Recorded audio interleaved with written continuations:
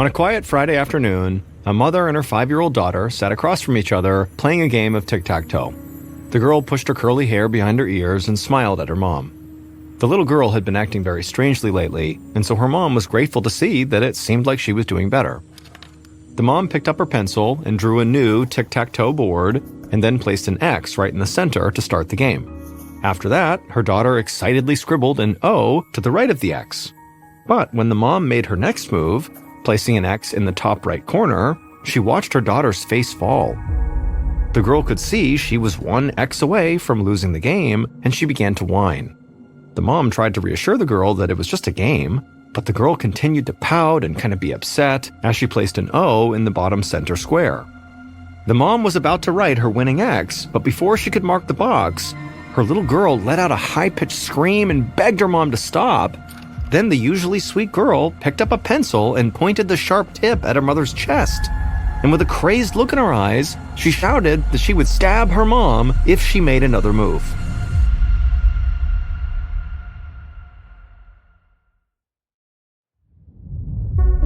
From Ballin Studios and Wondery, I'm Mr. Ballin, and this is Mr. Ballin's Medical Mysteries, where every week we will explore a new, baffling mystery originating from the one place we all can't escape, our own bodies. So, if you like today's story, the next time the follow button is at your house, tell them you just got a brand new cute kitten, and if they want, they can go pet it. It's in the guest room. But don't tell them that your kitten is actually a rabid adult Bengal tiger.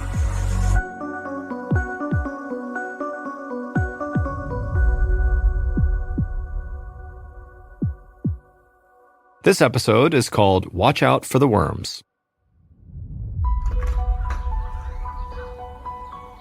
One Wednesday morning in October of 2019, Tara Richardson gave her 5-year-old daughter Brielle a kiss on the forehead and then sent her out the front door of their house. Brielle's curly hair blew in the wind as she ran down the steps, and her oversized big girl backpack she'd insisted on buying bounced from shoulder to shoulder.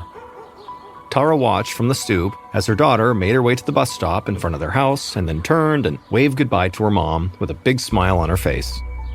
One of Tara's favorite things about her daughter was her enthusiasm for learning. Every morning, Brielle always jumped out of bed excited for the day ahead. Sometimes she was even up before Tara and her husband. They'd walk into the kitchen to find Brielle waiting, already dressed for school. Just a month ago, Brielle was even given a special award in her kindergarten class for upholding their school's motto, being responsible, respectful, and resourceful. However, last week, Brielle actually had to miss school while she recovered from a nasty cold, and it drove the little girl crazy. Tara thought about how glad she was that Brielle could go back to class now. Tara craned her neck and spotted the school bus a few blocks away. She gave Brielle one last wave and then walked inside and shut the door behind her. Her husband John had already dropped their other kids, Tommy and Sarah, off at preschool, which gave Tara just enough time to get herself ready for her busy day ahead. Tara was a psychiatrist in Wichita, Kansas, and had recently transitioned to working as a traveling therapist. Instead of working in one place, she spent her days traveling to different children's psychiatric hospitals and senior care facilities. Tara had just turned around to head upstairs to change when she heard somebody pounding on their front door. And so Tara rushed forward, worried something had happened to her daughter. She threw open the door and actually found Brielle standing there, crying and out of breath. Tara knelt in front of her daughter and asked what was going on, but Brielle could barely speak through sobs and full-body tremors. Tara quickly identified that her daughter, for whatever reason, was having a panic attack. And so, in a calm voice, she told Brielle to breathe in slowly for 3 counts and then out for 3 more. And as Brielle's breathing began to even out, Tara ushered her inside and then ran to the kitchen for a glass of water. When she returned, water in hand, Brielle was sitting on the carpet next to the front door. Tara peeked out the window and saw the school bus idling outside. She sat down next to Brielle and explained that the bus was going to have to leave without her. Brielle said she didn't care. She didn't want to leave the house, and she didn't want to go to school. Alarm bells went off in Tara's mind. Her daughter always wanted to go to school. Tara wondered if maybe something had happened recently. Maybe her daughter was being bullied. 15 minutes later, Brielle had finally calmed down enough to have a conversation with her mom. She would agree to go to school, but she let her mom know she was not happy about it. By the time Tara pulled up to Brielle's school, the first bell had already rung, and so Tara knew her daughter would be marked late. Tara watched her daughter grudgingly make her way to the front door of the school. The usual lightness in her step was gone. After Tara was certain that Brielle had gone inside the building, she pulled away from the curb and began the drive home, racking her brain for an explanation for Brielle's behavior.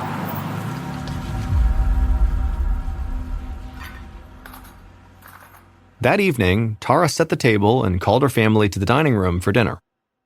The day had been hectic, to say the least. After her crazy morning with Brielle, Tara was late to her first appointment of the day, and then to make up for the delay, she had to push all her other clients back. And so with all the chaos at work, Tara didn't get home until 6:30, which was why she only had time to make scrambled eggs and toast for dinner. Just as Tara was placing the serving dishes in the middle of the table, John appeared with the kids trailing right behind him. They took their usual seats, the littlest in his high chair and Sarah and Brielle on either side of their mother. Tara doled out eggs for everyone, while John buttered up some toast and passed it around. Tara knew Brielle was very likely still feeling sensitive after her panic attack that morning, but she was anxious to know how the rest of her daughter's day had gone. And so Tara asked Brielle, how was school? But Brielle didn't answer. Instead, she kind of slowly chewed her food like she didn't like it and just stared down at her plate. Tara repeated her question, but it was like Brielle didn't even hear her. Tara reached out to her daughter, trying to get her attention, but as she did, Brielle burst into tears. Tara watched as Brielle quickly became hysterical and started sobbing so hard she couldn't even chew her food. And then before long, she began choking on her eggs, gasping that she couldn't breathe. Tara and John jumped out of their seats and ran to Brielle, trying to get her to swallow the food. Finally, Brielle did calm down long enough to take some sips of water and get the eggs down. And when Tara asked her what happened, Brielle cried that she'd swallowed a piece of eggshell. She insisted that it was actually still in her mouth, or maybe stuck in her throat now. Tara was not so sure, but she led Brielle to the living room and had her lie down on the couch. And then Tara used her phone's flashlight to look inside of Brielle's mouth, all the way to the back of her throat, but she didn't see anything, no eggshells, nothing. And so she promised Brielle there was nothing to worry about, there was nothing stuck in her mouth or her throat. But her daughter said that was only because she had already swallowed the eggshell. And so she told her mom she was now scared this was going to kill her, this eggshell. But as much as Tara tried to convince her daughter that she really was okay, Brielle absolutely refused to eat any more of her dinner and spent the rest of the night absolutely obsessed with this eggshell. The next day, Tara woke up feeling refreshed. She hoped Brielle felt better too, and hopefully had forgotten about the eggshell incident. And so Tara brushed her teeth, then headed down the hall to Brielle's room to help her get ready for school. And she was surprised to see that Brielle was actually still lying in bed. Tara told her that, the bus is going to be here in 45 minutes, and Brielle still had to get dressed and eat breakfast. But as soon as Tara mentioned school, Brielle began to panic. She scrunched up her face and started crying that she couldn't go, she was not going to go. Tara tried to reason with her daughter. She explained, it's already Thursday, Brielle only had 2 more days before the weekend. And also, Tara reminded Brielle that she loved school. Tara even promised to put Rice Krispie treats in her lunch, Brielle's favorite snack. But mentioning food only seemed to make Brielle more upset. Through tears, she told her mom that she was now worried that she had accidentally swallowed a worm. Tara couldn't believe it, but she did her best to try to calm Brielle down and promised her there was no way she had swallowed a worm. But Brielle wouldn't hear it, and she just kept on crying. Eventually, Tara was able to finally convince Brielle that she was okay, but then the sound of the approaching bus outside set off a whole new wave of anxiety in the little girl. And Brielle dove under her covers, hiding her face, screaming she was not going to go to school. And so as this was happening, Tara decided, Brielle is in no shape to go anywhere today. In fact, she was starting to worry that there might be something seriously wrong with her daughter. And so she told Brielle that she could stay home this morning, and then she turned to get her cell phone from her bedroom. Tara dialed her office manager and explained she would need to cancel all her appointments for the day because she was dealing with a family emergency. Later that day, Tara sat in the living room with Brielle, brushing her long curly hair in slow, soothing motions. Once Tara had told her daughter that she could stay home, Brielle had actually mostly calmed down. It still had taken most of the morning for the little girl to start acting like herself again, but Tara was just happy that Brielle was not focused on, eating worms or eggshells anymore. But as Tara continued to brush her daughter's hair, Brielle began to fidget and shake her head from side to side. Tara asked her to sit still and tried brushing her hair again, but it was hopeless. The little girl kept craning her neck, trying to look at her hair, and then she just kept on shaking her head from side to side, trying to get her mom to stop brushing. Tara put the brush down and asked her, what's going on? And Brielle looked at her mom with terror in her eyes and said she was really worried that she just swallowed a whole bunch of hair while her mom was brushing it. Tara explained that maybe a little bit of hair had come loose, and it was definitely all in the hairbrush. Tara even showed Brielle the brush. But her daughter insisted there was more hair that Tara had not seen, and that was the hair she had swallowed. At this point, Tara knew the best thing she could do for Brielle was to actually show her that she was okay. So she grabbed her phone's flashlight and once again peered inside her daughter's mouth, and as she did, she told Brielle there was no hair, there was nothing in there. But her daughter just shook her head in disbelief. Brielle jumped up from the couch and ran to the bathroom, and when Tara caught up to her, she saw her daughter sitting on the bathroom counter looking in the mirror, her mouth wide open as she checked for loose hair. The following afternoon, Tara suggested that she and her daughter play a game of tic-tac-toe, one of Brielle's favorites. And Brielle immediately lit up at the suggestion, so Tara grabbed some paper and some pencils. The game started out fine, but as the game progressed, and it seemed like Tara was going to win, Brielle became increasingly agitated. In fact, she got really mad every time her mom made a move she didn't like. And then suddenly, Brielle actually threatened to stab her mom with a pencil. Tara was shocked. Her daughter had never, ever been violent before. Tara thought about how rapidly her daughter's behavior had deteriorated over the last 2 days. At this point, she couldn't even recognize this little girl sitting in front of her. And so it was becoming increasingly apparent to Tara that if Brielle did not get better soon, she would need professional help from someone other than her mother.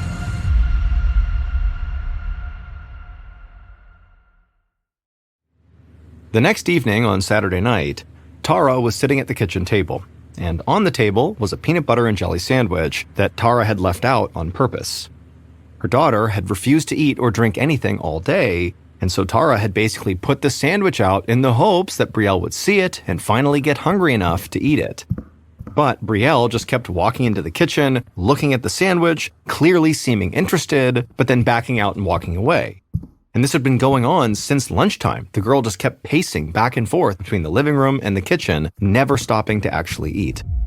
It broke Tara's heart to see her daughter acting this way, and so at some point she attempted to distract her daughter by asking her what her friends were doing this weekend, hoping that maybe Brielle would ask to meet up with one of her friends and have a play date. But Brielle did not take the bait and just kind of ignored her mom and just again kept on pacing back and forth between the kitchen and the living room, retracing the exact same steps each time. And also, as she was doing this, Brielle kept repeating the same phrase over and over again. "I'm hungry, but I don't want to die. I'm hungry, but I don't want to die." Over and over again as she paced. And then eventually, by that afternoon, as the girl was still pacing, it was like she lost the ability to speak and could only get out fragments of words from this phrase. Tara watched in horror as her 5-year-old regressed to a 2-year-old speaking level. And then eventually, Brielle became so hungry and overwhelmed that she started to cry and then collapsed on the floor in a fit of anger and frustration. At this point, Tara, who was a trained psychiatrist, could see that very likely her daughter was showing classic symptoms of obsessive-compulsive disorder, or OCD for short, which is where a person is plagued by recurring thoughts and can't stop themselves from doing the same thing over and over and over again. But Tara was thinking, this is happening way too rapidly. Tara knew that OCD developed gradually, and whatever was going on with Brielle had basically hit all at once. In just 2 days, Brielle had gone from healthy and happy to starving herself to the point of collapsing on the ground. Although Tara was a doctor herself, she knew she needed more help. A few minutes later, Tara paced around the kitchen, phone to her ear, as she explained what was going on with her daughter to the on-call pediatrician at the local hospital. And after asking Tara dozens of questions, this doctor suggested that Tara follow up with a neurologist. Tara was very familiar with the medical system, being a doctor herself, and knew it could take months for Brielle to get an appointment with a neurologist. Tara was totally exasperated, and she explained to this doctor that no, that would not work. Brielle wasn't eating or drinking anything. She needed help right now. 40 minutes later, Tara sat in an exam room at the Wichita ER, her hand clasping her daughter's. After what felt like forever, the emergency room physician strolled breezily into Brielle's room. She was younger than Tara expected, maybe in her early 30s, and she was wearing these brightly colored scrubs under her white coat. She introduced herself to Tara as Dr. Sarah Fields, and then she turned to Brielle. In a gentle voice, Dr. Fields asked Brielle what was going on. Tara watched as her daughter fidgeted in the bed and then said she was sick and that she had accidentally eaten a bunch of hair and was going to die. Dr. Fields just nodded and then began to conduct a routine examination of the child.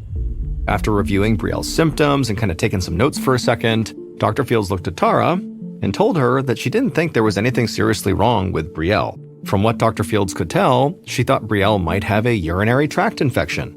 Sometimes UTIs can be linked to behavioral changes like aggression, paranoia, and anxiety, all of which Brielle seemed to be experiencing.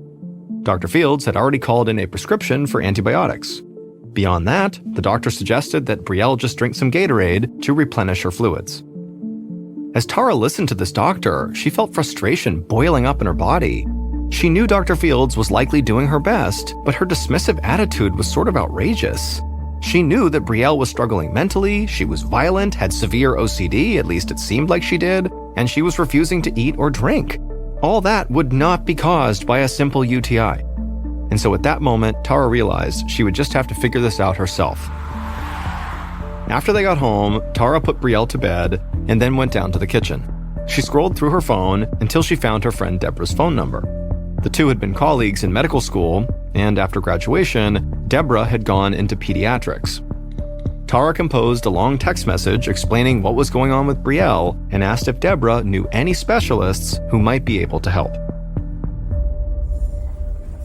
The next morning, Brielle and Tara were back at the hospital, but this time to be examined by a pediatric neurologist, Dr. Samuel Edwards, that Deborah had recommended. Miraculously, he was able to squeeze them in for an emergency appointment, and now Tara watched as her daughter paced around the room anxiously. After getting there, Dr. Edwards had decided to test Brielle to determine whether she was suffering from a potentially dangerous condition called encephalitis. Tara was grateful that Dr. Edwards was taking Brielle's symptoms so seriously, but she was terrified at the same time. Encephalitis causes inflammation in the brain and can cause symptoms such as confusion and hallucinations, but it can also be deadly. The sound of the exam room door creaking open pulled Tara out of her anxious thoughts. Dr. Edwards greeted Tara and knelt down next to Brielle. He removed his glasses and calmly asked Brielle if she wouldn't mind sitting down next to her mother. But it was like Brielle didn't hear him. She just stood there, swaying back and forth. But Dr. Edwards was unfazed. He just said that was fine. Brielle could stay where she was. Dr. Edwards stood up and turned to Tara, and he explained that the MRI and the other tests they'd done on Brielle showed no signs of encephalitis or any other problem. He said he consulted with his medical team, and nobody was quite sure what to do next, but they did think Brielle was dealing with some sort of psychiatric condition. Dr. Edwards took a seat next to Tara and offered to admit Brielle to the Children's Psychiatric Hospital. Tara stared at the doctor, incredulous. She tried to control the anger she felt coursing through her body as she explained that she was the admitting psychiatrist on call for the Children's Psychiatric Hospital. She had witnessed the onset of Brielle's baffling symptoms herself, and in her experience, psychological issues do not present themselves this quickly and with such force, so this did not seem like a psychological issue. Dr. Edwards listened intently, nodding sympathetically. He looked over at Brielle, who was fidgeting and now sitting on the floor, and then back at Tara. And then the doctor said there was one more thing they could try. He knew of a neuropsychologist in Wichita who studied new and rare diseases. It was a long shot, but he might be able to figure out what was wrong with Brielle. Tara was very skeptical, but at this point, she was willing to try anything. And so after a moment, she thanked Dr. Edwards and asked him to please put her in contact with this physician right away. On Monday morning, Tara sat next to her daughter at the neuropsychologist's office. Brielle squirmed uncomfortably in her chair as the doctor asked Tara a series of questions about Brielle's recent health history. Tara's responses were admittedly curt and to the point. She didn't mean to be rude, but she didn't know how many more doctor's visits her daughter could take before she would have another episode. The last thing Tara wanted was for Brielle to lash out at this physician the way she had at Tara with the pencil. But the doctor, who clearly picked up on the mother's frustration, only had a few more questions. And one of those questions was, has Brielle suffered from a cold recently? Tara thought for a moment and said, yeah, Brielle had a bad cold a couple of weeks ago that had kept her home from school for a few days. At this point, the doctor stopped writing and looked up from his notepad.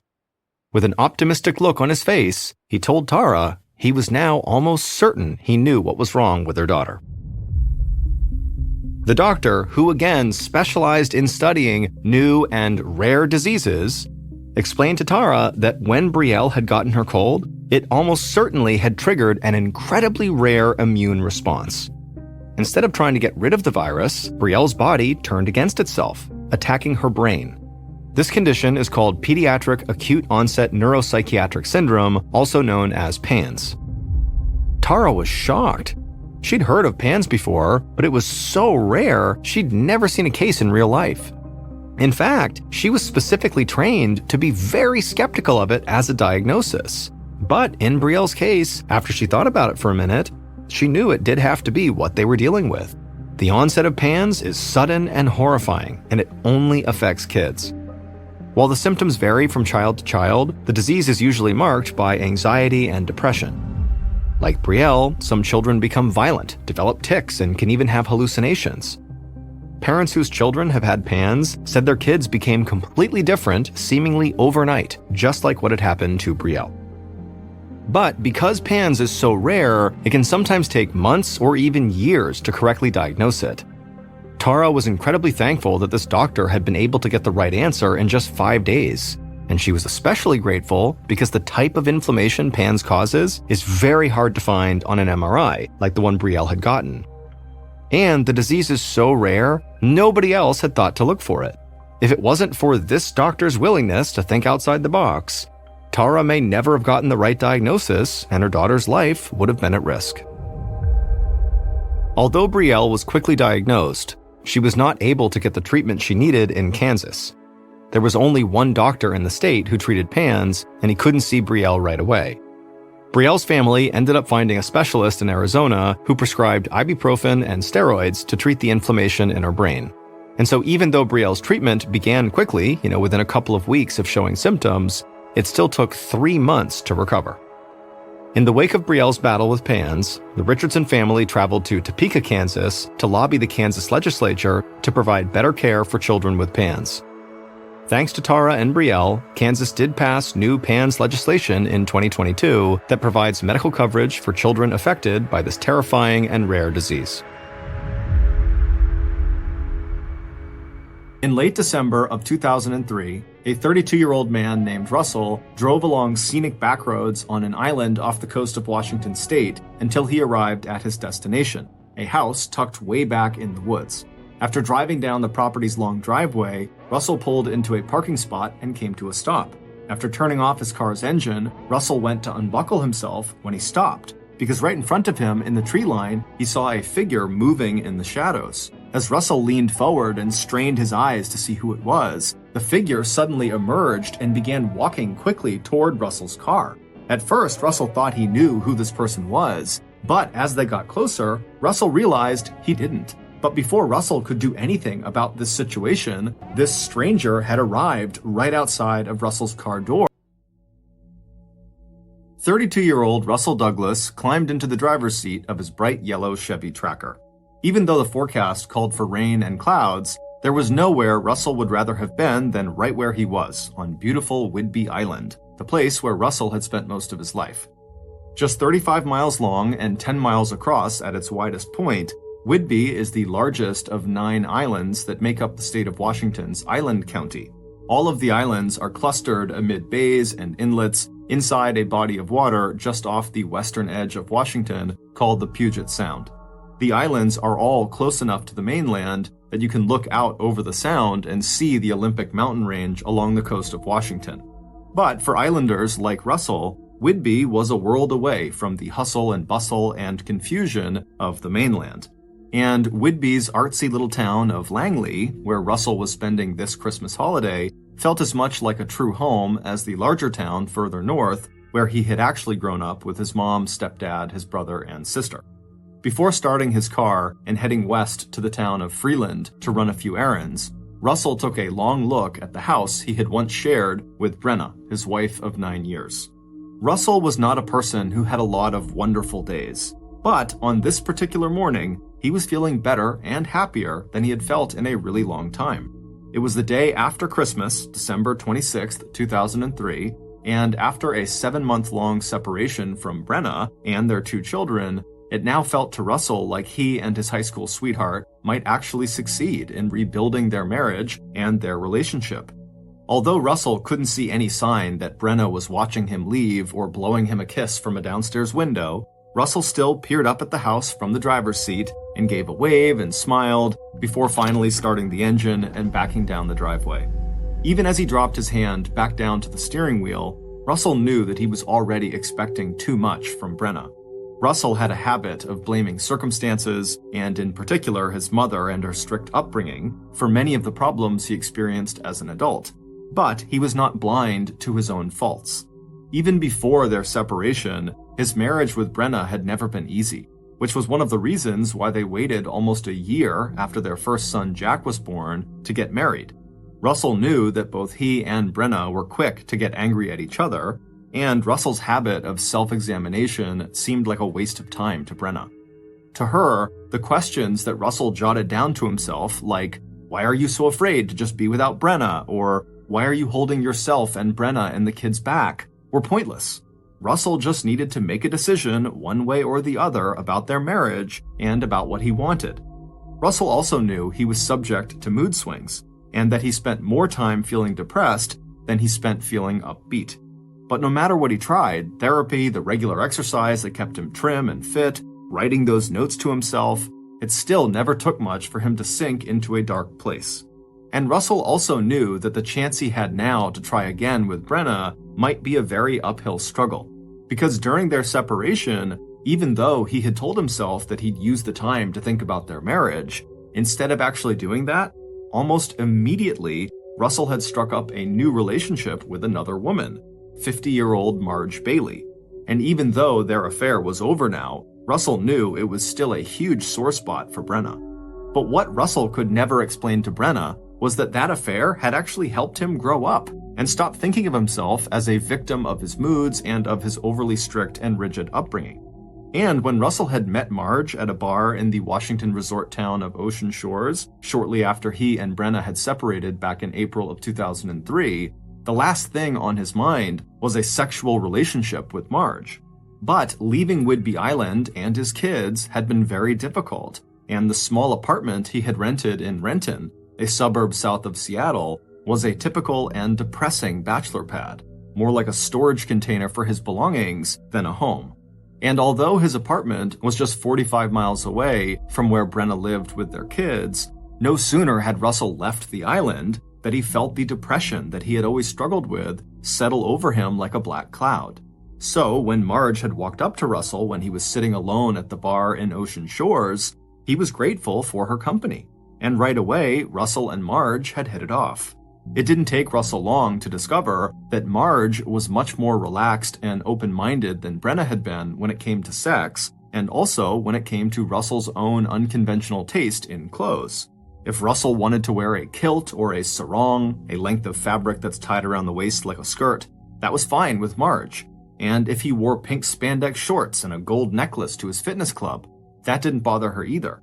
It was also fine with Marge that Russell was still married, and that he was not even sure if he wanted a divorce or not. And when Russell and Marge had finally ended their affair just a few weeks earlier, Marge had told him that if his marriage was really important to him, then he should try his best to fix it. So that's what Russell had decided he would do. According to the separation agreement that he and Brenna had worked out back in the spring, this was the Christmas that Russell was supposed to have 8-year-old Jack and 5-year-old Hannah. But when Russell had told Brenna that his affair with Marge was over, he'd also floated the idea to Brenna that he could just come to Whidbey Island over Christmas and all 4 of them, him and Brenna and their 2 kids, could spend the holiday together at their house in Langley. And Brenna had said yes. As Russell slowed down to make a left onto the main route that would lead him 13 miles west to Freeland, He looked down at his blue jeans and flannel shirt. Of course, along with agreeing to this Christmas reunion, Brenna had had a lot of other things to say as well, including the fact that she'd had enough of what she called Russel's deviant lifestyle. And by that, she didn't just mean his sense of adventure when it came to sex, but also his collection of slightly wild clothes. And even though Russel had been careful to dress in a style Brenna found acceptable during this reunion, he knew that since his arrival, he had already made at least one serious mistake. He'd been so excited about getting back together with Brenna that when he showed up for Christmas, he had given her some fancy lingerie, and inside the lingerie gift box, tucked under the folds of suggestive and flimsy fabric, he'd slipped an assortment of flavored condoms. Still, Brenna's annoyance with him had not stopped them from making love together earlier that very morning. And now, as Russel drove through some of the most beautiful landscapes in the Pacific Northwest, that voice inside him that constantly second-guessed his decisions and made him feel like happiness and contentment were always going to be out of his reach seemed to fade away. Not only was Russel back on his beloved Whidbey Island with Brenna and his kids, financially his life was also improving.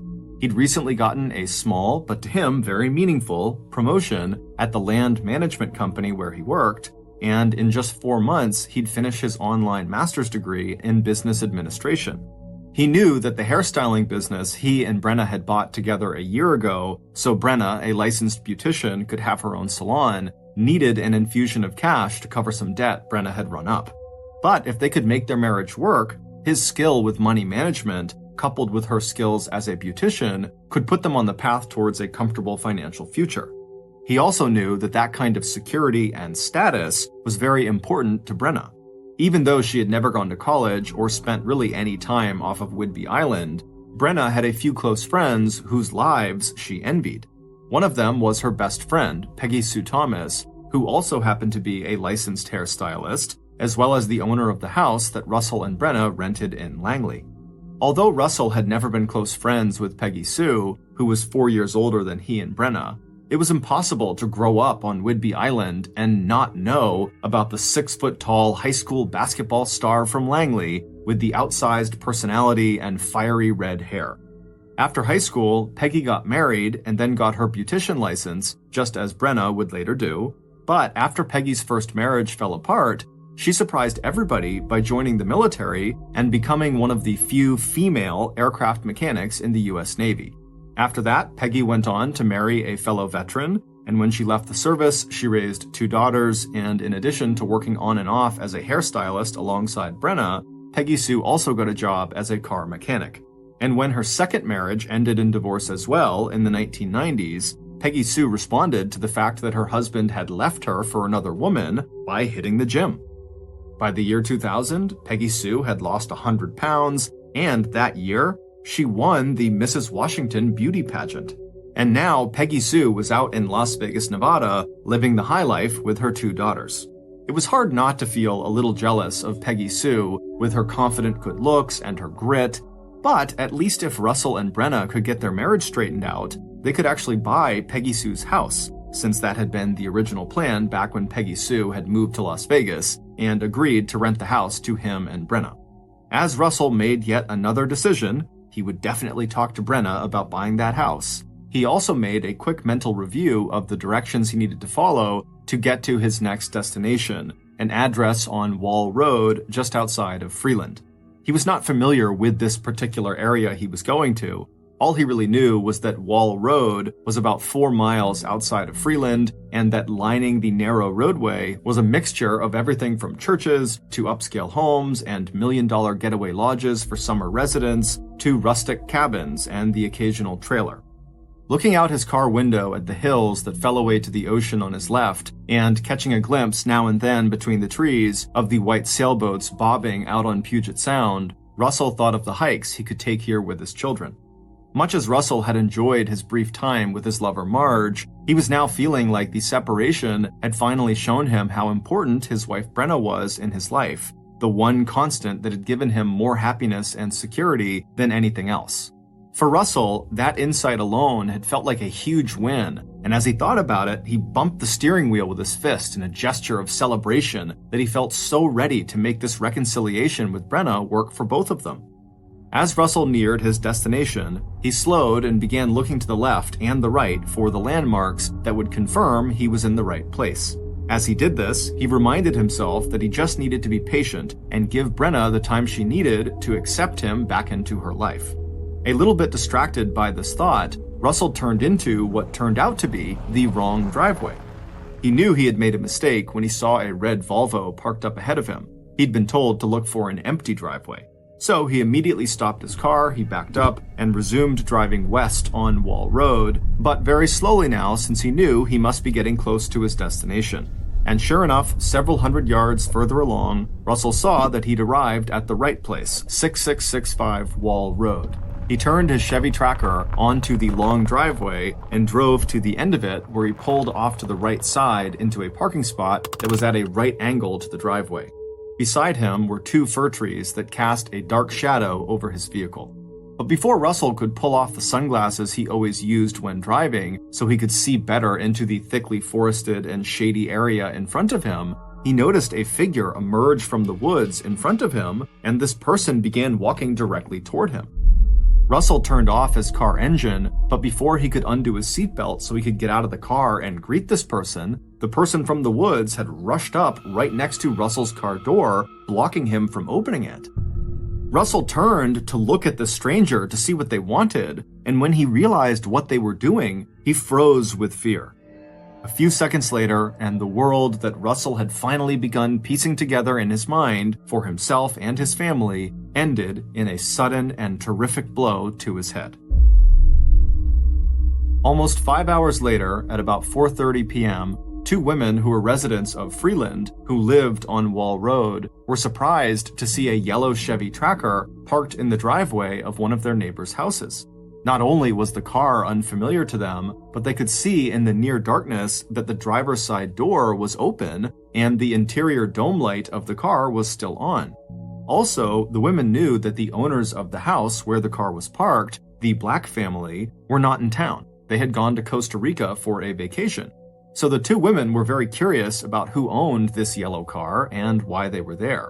However, none of the women wanted to approach this vehicle and anyone who might be inside of it when it was this dark outside and no one else was around. So the two women decided that if the car was still there tomorrow, they'd call the police. Then the two women just resumed their walk, made their way back to their own houses, and forgot about the bright yellow car with the open door. It wasn't until the afternoon of the next day, December 27th, that a dad out walking with his sons under a cloudy winter sky would also spot the yellow Chevy Tracker. Like the women who had been out walking the night before, Joseph Doucette, a schoolteacher who was staying with his family in a nearby cabin, was also immediately drawn to the car's open door. Joseph's first impulse was to walk over and shut the door before the interior light drained the car's battery, but when he called out and no one inside the car answered, he felt a sudden shiver of uneasiness, and instead of approaching the car right then, he turned around and took his kids back to the cabin. And then, at a slow run, he returned to the car alone, feeling a mixture of urgency but also fear.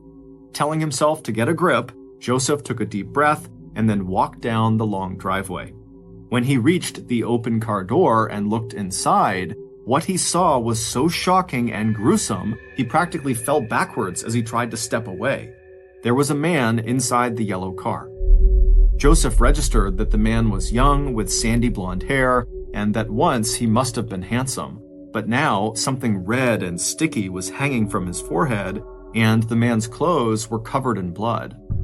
His head and shoulders were slumped over the steering wheel and his hands lay in his lap, the fingers balled into tight fists. Trying to keep from vomiting, Joseph turned around and began running while pulling out his cell phone and dialing 911.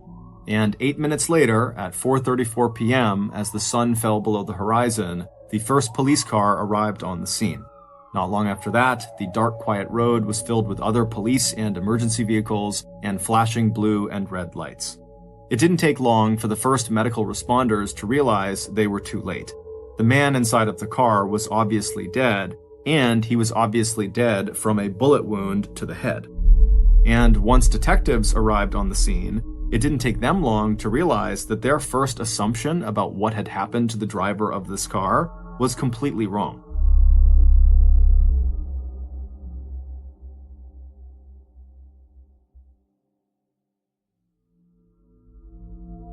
Given the fact that the residence where this man was found was not only totally isolated, but looked obviously vacant, it would turn out the black family who owned the property really had been on vacation in Costa Rica at the time, and they would tell police they were not expecting anyone to be on their property while they were gone.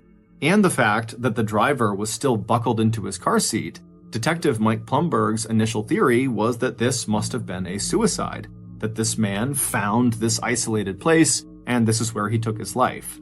Violent crimes on Whidbey Island were rare, but the suicide rate among islanders was actually pretty high, especially over the holidays.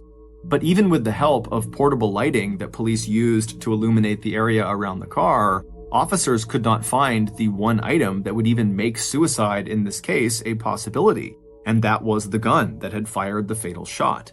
But tucked away between the driver's seat and the door frame, Detective Plumberg did find the one item that would eventually prove critical to solving what he now realized was a homicide: the spent shell casing from a gun later identified as a .380 caliber Bersa pistol. Figuring out who the victim was did not take long.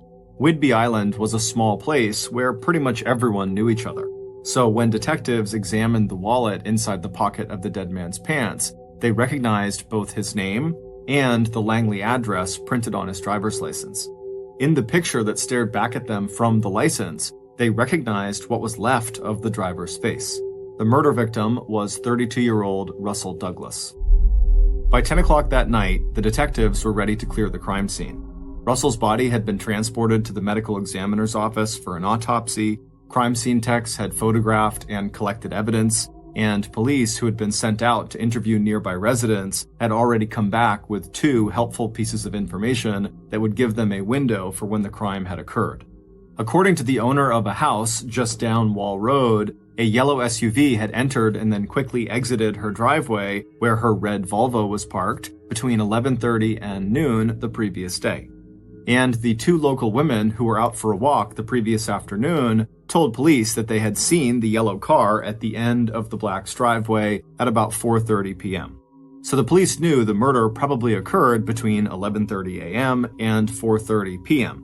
What police did not uncover was any information about other unfamiliar cars or people entering or leaving the area during that time period. But before the police could move ahead with their investigation, Detective Plumfield and his partner needed to inform the victim's wife, Brenna Douglas, that her husband was dead. So, at about 10:15 p.m. on December 27th, the 2 officers were standing at the front door of the Douglases' modest house on Furman Ave in the town of Langley. Even though the lights in the house were out, the door was opened almost immediately. Brenna, a big, strong woman with curly brown hair, was standing in front of them, dressed in her nightclothes. Without asking why they were there, Brenna exchanged a short greeting and then invited the men inside. When one of the detectives asked if they could all sit down to talk, Brenna led them to the dining room table. As Detective Plumberg pulled out a pad of paper so he could take some notes, Brenna settled herself into her chair on the other side of the table and looked out at them with a blank expression. In any murder case, the spouse is always one of the first people of interest. So instead of disclosing that Russell was dead, the detectives began by asking Brenna when she had last seen her husband. Over the next hour, even after police told Brenna that they had just discovered Russell's body in his yellow car and that he had been shot once in the forehead right between his eyes, Brenna displayed no sign of grief or even surprise. Instead, she shocked detectives by giving a list of grievances and complaints about her recently murdered husband. According to Brenna, she had initiated their recent separation by kicking Russell out of the house 7 months ago. She'd also filed a report with police alleging that he was verbally and physically abusive, that he threatened to punch her in the face, and had once, years ago, hit their son across his face. And even though Brenna had withdrawn that complaint, she insisted to investigators that the information she had given police at the time was true. Russell had been controlling, he had once called her fat, and he had cheated on her both with women and with men. Brenna also claimed that Russell had downloaded tons of pornography to his computer and that he liked using sex toys. As for their recent reconciliation, it had been his idea more than her idea for the two of them to try to get back together and fix their marriage. And even though they had had sex during their Christmas reunion, Brenna told detectives that she had only done that because she wanted to feel loved. Brenna also told police that Russell abused both alcohol and drugs, and if he had any friends at all, they were only the friends that she herself had made and introduced him to. Brenna's barrage of criticism about the father of her children and the man who was never late with child or spousal support and who showed up right away when Brenna needed help with a household project not only shocked the two detectives, it made them wonder if all that bitterness Brenna was expressing to them added up to a possible motive for Brenna to kill her husband. Sensing that the police had found her response surprising, Brenna wasted no time sketching out her own airtight alibi for December 26th, the day Russell was killed, from the moment he had kissed her and the children goodbye before leaving mid-morning to run some errands, right through the early afternoon of December 27th. As to why she had not contacted anyone when Russell did not come back to the house that afternoon or night, Brenna said she assumed he'd probably just blown her off again. But even as police verified Brenna's alibi, she remained a person of interest, especially when investigators found out that Russell had made Brenna the beneficiary of 2 life insurance policies. One of them was worth $200,000, and the other was worth close to $400,000. Those suspicions sharpened over the next couple of weeks when the interviews they conducted with Russell's family, his former lover Marge, and his co-workers at the land management company where he worked all painted a very different picture of Russell and suggested that maybe Brenna either had a distorted view of her husband, or she wasn't telling the truth, or that Russell was one of those people who turned into a totally different person when he was with his wife and kids. Because according to those other witnesses, Russell was a friendly, almost shy loner who had surprised his boss one day by wearing a kilt to work. But Russell came across in interviews as a smart and hardworking employee who took to heart his boss's request that Russell stick with more conventional wardrobe choices at work. Russell was definitely prone to depression, but his coworkers had never seen any sign that he was a drinker or that he even dabbled in drugs. Russell was excited about earning his master's in business administration. He obviously loved his kids. He talked a lot about the marital problems he and Brenna were having without ever bashing Brenna, but he also seemed very hopeful that they could save their marriage. And those close to both Russell and Brenna said the arguments between husband and wife were definitely two-sided, that Brenna had a short fuse and that her poor money management had led to her hair salon sinking into debt. If that was true, that Brenna was in serious debt, then Brenna would have a financial motive for getting rid of Russell and claiming the payout from his life insurance policies. Brenna had told detectives that she was not aware of Russell having any life insurance policies, but right after saying this to police, Brenna had contacted Russell's insurance companies and put in her claim as Russell's beneficiary. However, since Brenna was suspected in Russell's death, the insurance company would not allow her to collect any money. Instead, the insurance company sent investigators of their own out to speak with police about Brenna's possible involvement in Russell's death. And what Detective Plumberg found out in speaking with the insurance company's investigators was that Brenna had presented herself and Russell very differently to the insurance company than she had to police. To insurance investigators, she described Russell as a loving and supportive husband, and as a couple, they were committed to reconciliation after going through a minor rough patch in their marriage. At around the same time police were speaking with the insurance investigators, an examination of Russell's work computer and personal laptop were completed, and what police learned was that 1, Brenna had full access to her husband's email and bank accounts, and 2, Russell was not a big consumer of pornography like Brenna had said. After her initial interview with detectives on the night Russell's body was discovered, Brenna quickly hired a lawyer, she refused to take a lie detector test, and then she refused to answer any more questions unless the police could come up with hard evidence that would link Brenna to her husband's murder. And as suspicious as this made Brenna seem, the police didn't have any hard evidence connecting her to her husband's murder, and so for the time being, they had to leave her alone. However, that would change a few weeks later when police were able to examine Russel's phone records. And there was one number with an out-of-state area code that popped up a couple of times in the second half of December that did not fit the pattern of other calls to or from Russel's cell phone. And when Detective Plumberg called that number out in Las Vegas, Nevada, they found one of the things they'd been hoping for.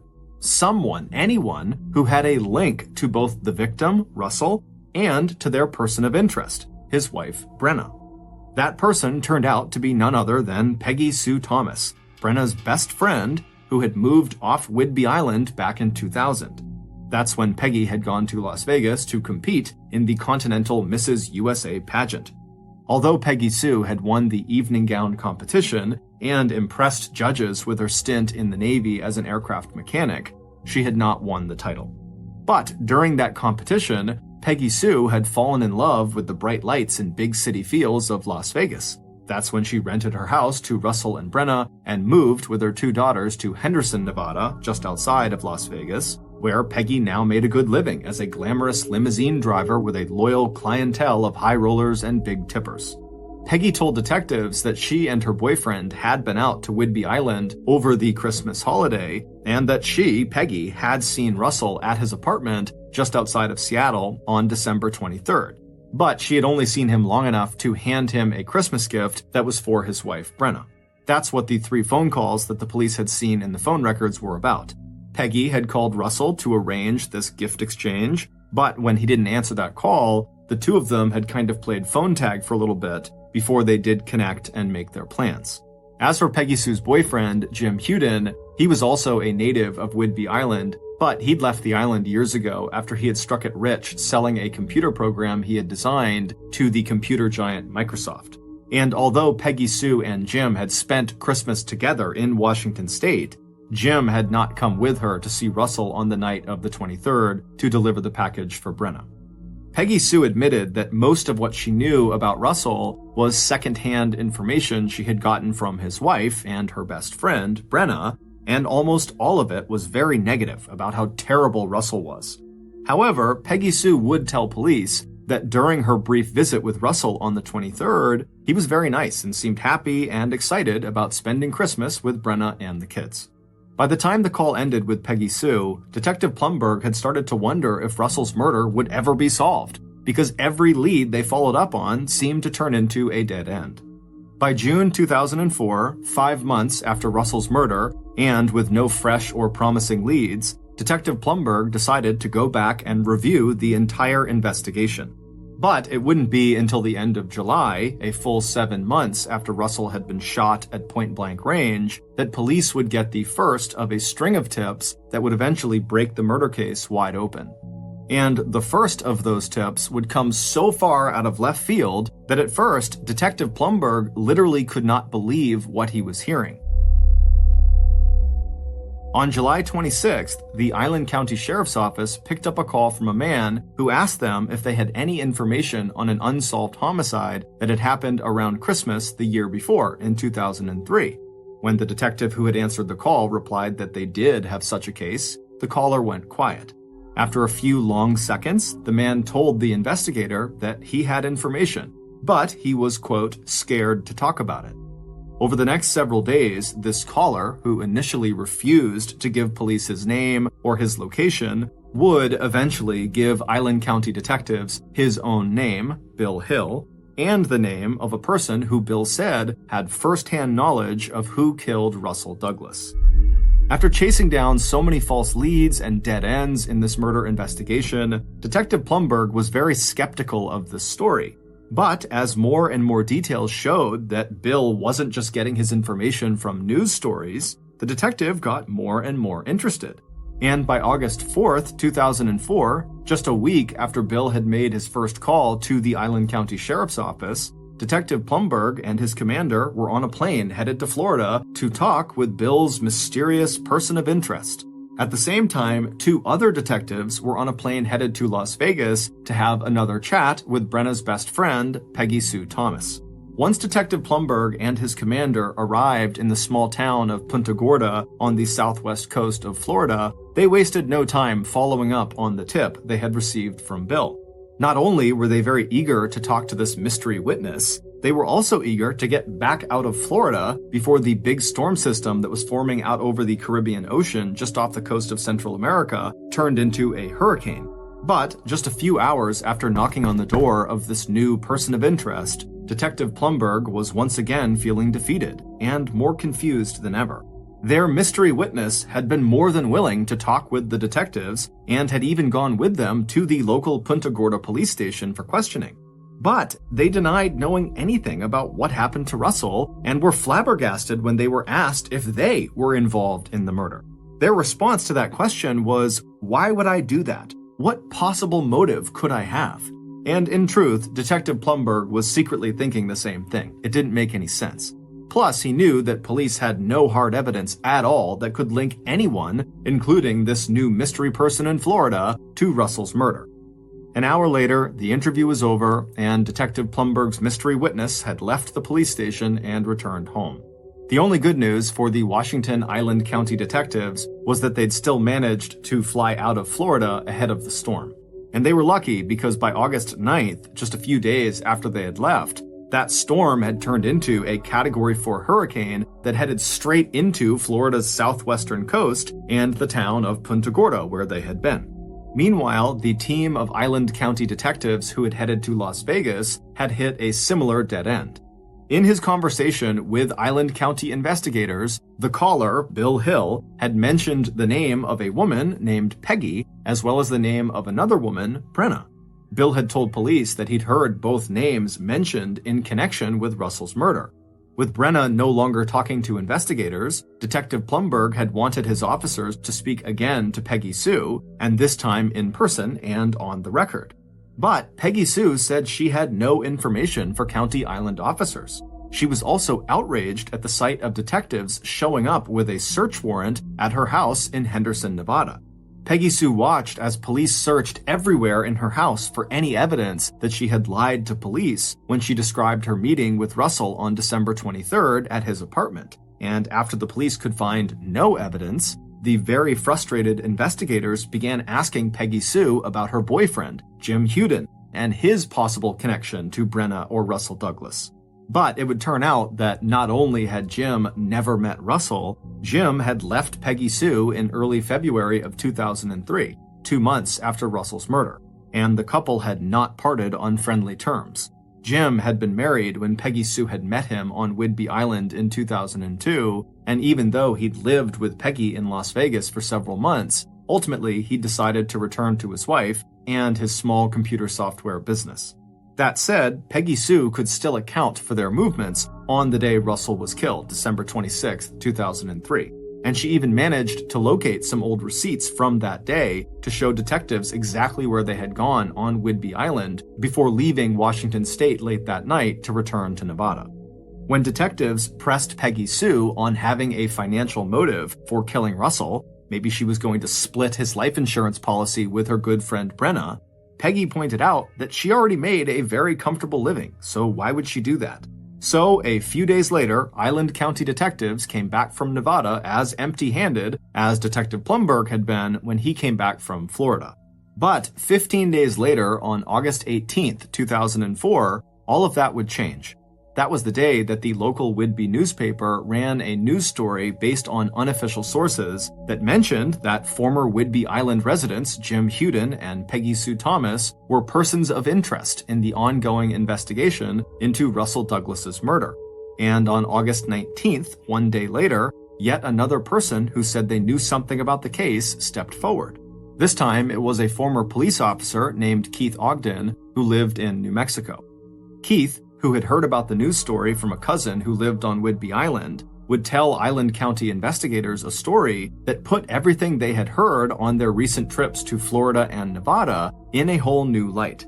Because not only did Keith have the name of the likely murderer, he also had the weapon that was likely used to kill Russell Douglas. It was the .380 Bersa pistol. and ballistic tests would soon confirm that the markings on the shell casing found at the crime scene and the bullet that had been removed from the inside of Russel's skull exactly matched the grooves on the inside of that gun.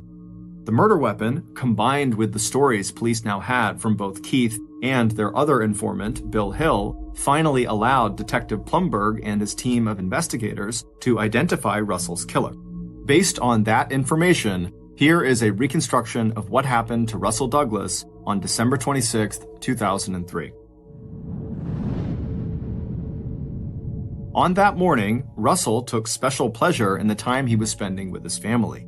Their Christmas celebration the day before had been everything he could have wished for. After arriving in Langley on Christmas Eve, Brenna had taken his car to the store and bought pies and other fixings for the Christmas dinner they planned to share the next day with Brenna's widowed stepfather. And except for Russell's gift of lingerie to Brenna, the other gifts he had brought for his family, especially the new Xbox video game console he'd bought for Jack, turned out to be nothing short of inspired. After Brenna's stepfather left at 5 or 6 p.m., Russell and Jack played Xbox while Brenna and Hannah watched a movie together. Once the kids were in bed, Russell was allowed into Brenna's room where they watched a movie together in bed and then fell asleep. And then on that morning, the 26th, he and Brenna made love. Now, having eaten breakfast with the kids, Russell was getting ready to go out and run a few errands. In fact, he had arranged a surprise for Brenna, one that he knew would make her happy. So, at about 10:45 or 11 a.m., Russell gave Jack, Hannah, and Brenna each a kiss and a hug before leaving the house and climbing into the driver's seat of his yellow Chevy Tracker. Whether anyone inside the house saw him or not, it felt good to wave at the house where his family lived before he pulled out onto Furman Ave and headed west toward Freeland. Russell's killer had chosen the time of their rendezvous very carefully. They had given Russell clear directions, and they also knew that Russell was very punctual, and if anything, he might arrive a little early. But the killer was in place and ready well before Russell arrived. The killer had only test-fired the Bersa pistol a few times, but at close range, they figured it would be nearly impossible to miss. Right on time, the killer heard the sound of an approaching car, and so before Russell pulled into the driveway, the killer stepped back into the shadows and waited. A moment later, Russell pulled his yellow Chevy Tracker into the long driveway that led to 6665 Wall Road. Now that he saw how out of the way this place was, he wondered why on earth they hadn't agreed to meet somewhere closer to Langley. Still, Russell had enjoyed the drive, and except for his wrong turn into that driveway up the road, he hadn't really had any trouble finding their meeting spot. Anyway, it would make a good story to tell Brenna, since she was the reason he was here in the first place. Almost as soon as Russell had pulled into that parking spot and turned off the car engine, he saw a figure in front of him step out of the woodline. With the sunglasses still on, it was hard to make out this person's face, but Russell figured it had to be the woman he was here to meet. How many other women were 6 feet tall on Whidbey Island? But before Russell could unbuckle his seatbelt and step out of the car to greet Peggy Sue, this person from the tree line had rushed over to his vehicle and stopped right outside of his car door, kind of blocking him from getting out. And so as they did that, Russell turned and looked at them and realized very quickly this person was not Peggy Sue. He didn't know who this person was. Instinctively, Russell just started to roll down his window to ask this person what they wanted. But as he was rolling the window down, Russell suddenly froze, because this stranger was now holding a pistol. And without ever saying a word, the stranger raised the pistol, aimed it at Russell's face, and pulled the trigger. As the bullet traveled through Russell's brain, his brain tissue stretched along the trajectory of the bullet, and when the tissue did tear, it snapped back into place with force so great that Russell's forehead suddenly bulged outward, and along with blood, the gray matter of Russell's brain began leaking in ropey strands out of the small hole centered right between his eyes. Before leaving, the killer opened the driver's side door of the Tracker. They wanted to make sure Russell really was dead. By the time the police discovered Russell's body one day later, his body was stiff and cold to the touch. Even before the EMTs confirmed the cause of death, Detective Plumberg would describe the wound as a massive head trauma caused by an execution-style shooting that occurred from a distance of just 12 inches. It would turn out Russell's killer was Peggy Sue's boyfriend, Jim Huden. and it was Peggy Sue who had arranged the time and place where Russel would be murdered. Peggy Sue had in fact called Russel several times not long before Christmas to arrange a meeting so Peggy Sue could give Russel a Christmas present from her to Brenna. But Peggy Sue never then went to Russell's apartment in Renton on December 23rd to drop that present off. Instead, Peggy had told Russel on the subsequent phone calls to meet her on December 26th at 6665 Wall Road, and at this meeting she would give him her present for Brenna. Peggy had chosen this location because it was already a very isolated spot, and the family who lived at 6665 Wall Road, the Black family, they'd be gone in Costa Rica, so there'd be no witnesses. And so on December 26th, when Russel arrived at the meeting spot, instead of Peggy Sue coming up to him, it was her boyfriend, Jim Huden, who would step out of the tree line, walk over to Russell's car, and then shoot Russel point blank in the face. It would turn out that during the 4 months that Jim and Peggy Sue had lived together in Las Vegas back in 2003, Peggy had spent a lot of time on the phone listening to Russell's wife, Brenna, complain about Russell. None of what Brenna had to say was new, but now Peggy Sue could share her friend's complaints with her new boyfriend, Jim. When Jim later confessed his crime to his good friend, Bill Hill, down in Florida, where Jim lived with his wife, Jean, Jim told his friend that he decided to kill Russell because Peggy had told him Russell was abusive to his wife and children. Jim said that he himself had had a violent stepfather, and killing Russell seemed both thrilling and like a kind of revenge killing for what Jim himself claimed to have suffered.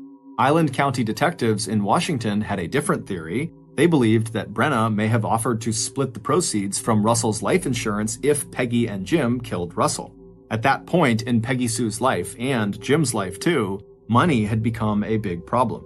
7 months after hearing Jim's confession, Bill Hill's conscience finally got to him, and he contacted investigators in Whidbey and told them what he knew.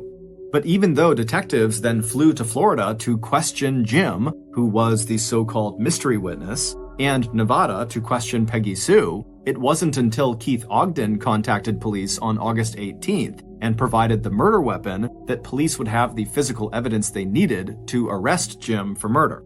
According to Keith, who had met Jim and Peggy in Nevada, Jim had approached Keith and asked him to hold on to a gun for him since Jim said he didn't want to keep it in a house with Peggy's kids. Keith agreed, but when Keith heard that Jim was a suspect in a homicide, he realized the gun Jim had given him could potentially be a murder weapon, and so that's why he had come forward. 4 months later, in December of 2004, almost a year to the day that Russell was killed, Detective Plumberg requested an arrest warrant be issued for Jim Huden. But it would take another 7 years before either Jim or Peggy Sue were actually arrested and charged for the murder of Russell Douglas. Shortly after being interviewed by investigators down in Florida in August of 2004, Jim, the mystery witness, had taken advantage of the chaos caused by Hurricane Charlie to flee over the border from the U.S. into Mexico. It wasn't until Jim's wife, Jean, who got tired of sending money to her husband in Mexico, came forward that the police were finally able to track Jim down. And so on June 9th, 2011, Jim was arrested and charged with first-degree murder. While Jim had been on the run, Peggy Sue had gone on to marry and then divorce Alaskan oil millionaire Mark Allen. After 7 months of marriage to him, she had walked away with more than $1 million in money and assets. At the time of her arrest, 1 month after Jim's, on July 9th, 2011, Peggy Sue was living off the shore of New Mexico on a houseboat she had named Off the Hook. While Jim refused to implicate Peggy Sue in Russell's murder, Peggy Sue didn't waste a minute before she put the full blame for Russell's murder squarely on Jim's shoulders. 1 year after their arrests, on July 20th, 2012, 59-year-old Jim Huden was convicted of first-degree murder in the shooting death of Russell Douglas and sentenced to 80 years in prison at the Washington State Penitentiary. 6 months later, on January 26, 2013, 3 days before her murder trial was scheduled to begin, 47-year-old Peggy Sue Thomas Allen pled guilty to a lesser charge of first-degree criminal assistance involving first-degree murder. Peggy Sue was given the maximum sentence of 4 years in prison at Washington Corrections Center for Women. The presiding judge said he regretted the Washington state statute that limited him to imposing what he called a shockingly short sentence. Peggy Sue was released in 2016. Russel's wife, Brenna, who now goes by her maiden name, Brenna Haslam, has never faced any formal charges in her husband's murder, although Island County investigators have continued to treat her as a person of interest. In December of 2005, so 2 years after Russel's death, his insurance company agreed to release a payout of $400,000 from his life insurance policy to Brenna. Brenna used the money to buy a new car and a new house that she subsequently lost 1 year later when she stopped paying the mortgage. There is no hard evidence that Russell Douglas ever physically abused his wife or his children. Thank you for listening to the Mr. Ballin podcast. If you got something out of this episode and you haven't done this already, please offer to make the 5-star review buttons bed, but when doing so, spread a thin layer of sand between their sheets. Also, please subscribe to the Mr. Ballin podcast on YouTube, Spotify, Apple Podcasts, Amazon, Google, and anywhere else you get your podcasts. This podcast airs every Monday and Thursday morning, but in the meantime, you can always watch one of the hundreds of stories we have posted on our main YouTube channel, which is just called Mr. Ballin. We now have a registered 501c3 charitable organization called the Mr. Ballin Foundation that makes it as easy as possible for you to join me, my family, and my team in supporting those whose lives have been most impacted by violent and heinous crimes. Monthly donors to the Mr. Ballin Foundation Honor Them Society will receive free gifts and exclusive invites to special live events. But